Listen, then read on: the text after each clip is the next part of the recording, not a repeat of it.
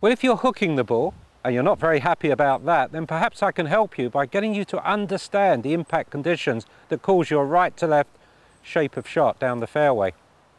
Now, it feels powerful when you hook the ball, and there's no doubt about it, it will go further because you're applying the club with a closing club face. That means there's less loft, so you're going to hit the ball further down the fairway, but it is out of control and you will find yourself struggling to play from the left trees and the left rough. So what happens? Well, the club face is closing. Maybe it's because of the grip.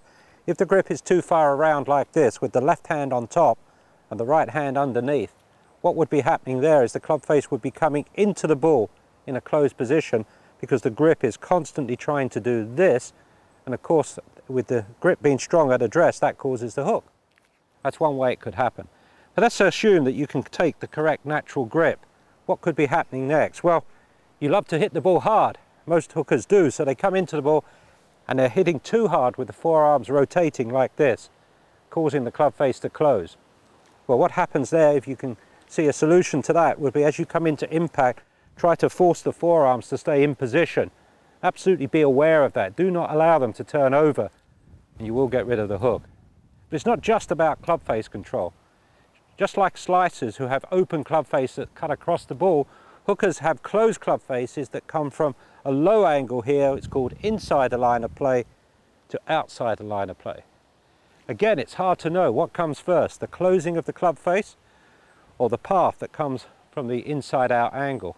But either way, you'll find you better fix that. So with your neutral grip and your neutral release, you simply start to swing the club up and down on the correct plane, not too flat, which will bring you too much from the inside, not too up, which will cause you to loop it to the inside, but up and down on the same line. They're always the 3 points you should remember. Control the club face, control the path, and control the plane.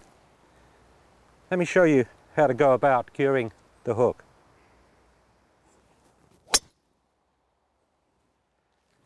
Okay, I enjoyed that one actually, but you know what? You can work on technique, and just like the people who slice, the people who hook can have some technology help them. You can move the club around on the fast track, you can move the weights across here, bring them out to 5 or 6, and that will again take away some of the pain of the closing club face.